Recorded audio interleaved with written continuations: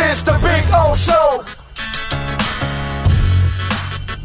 This is the Big O Show. Bills had 2 linemen hurt, and Josh had no time back there and played like dog crap. Lost the Jags, put up 6 points. Shows the importance of the O-line. I mean, Musa, my brother, if you and I have to explain to people the importance of the offensive line, and they didn't see Pat Mahomes in the Super Bowl get his ass handed to him because he couldn't do squat, can't help you. And by the way, it's not so much the offensive line. I'm convinced that it's the coaching that's hurting all these guys everywhere. And I've been telling you that for weeks. I've noticed that more and more people are coming more to my side because there's no way this team is this bad. There's no way. Do you understand that? It's impossible to be this bad with this many players on the team that I know have talent. Brian Flores has put together the worst coaching staff ever. I don't know how much more I can repeat it. When you're watching these linemen play that bad, let me tell you something.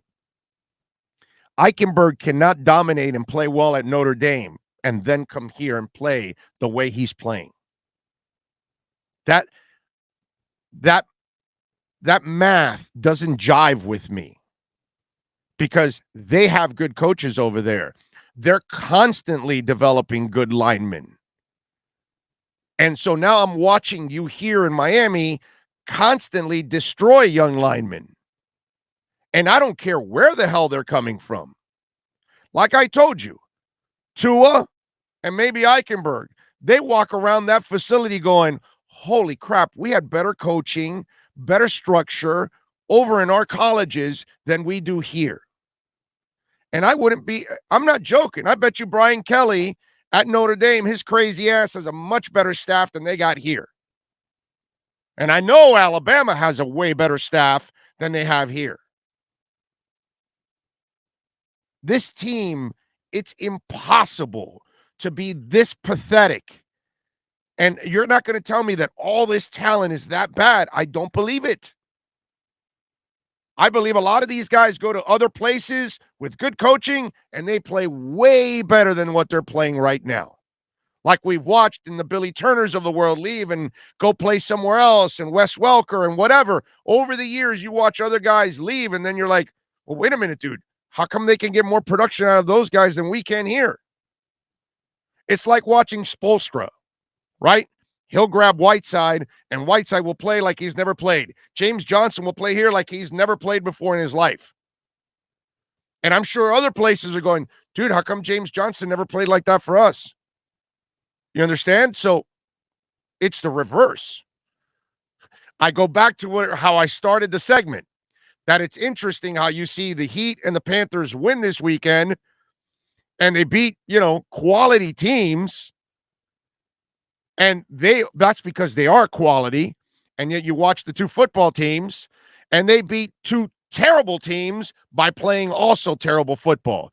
It shows you where the Canes and where the Dolphins are at and where the Heat and the Panthers are at.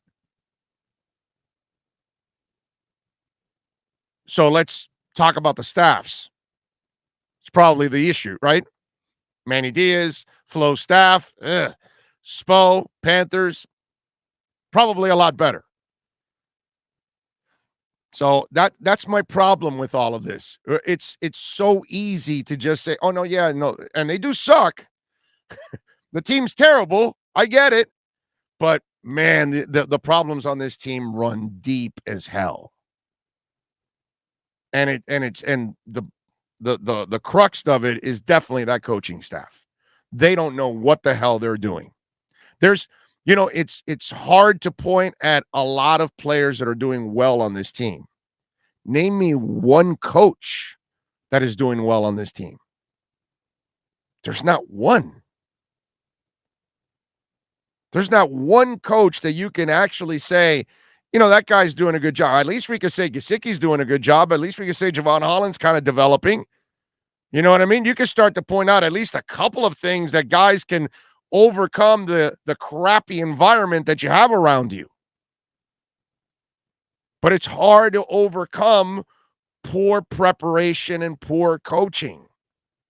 And by the way, a lack of experience, because the O-line, the O coordinators are going up against D coordinators that have been in this league for years. So you're going up against people that have seen and done way more than you have. So you're playing checkers, they're playing chess. So that, to me, that's the problem I have with a lot of this shit going on with the Miami Dolphins. Let's see, what else do we have here? Ross needs to circle the wagons and lead the coaches, GM, and front office right the hell out of here like yesterday. We will find out. He normally doesn't make changes. I'm with Omar's coming up at the bottom of the hour, and he's mentioned it several times. Ross normally shows patience, and that's not what he normally does. So it'll be interesting to see what happens this offseason with all of that.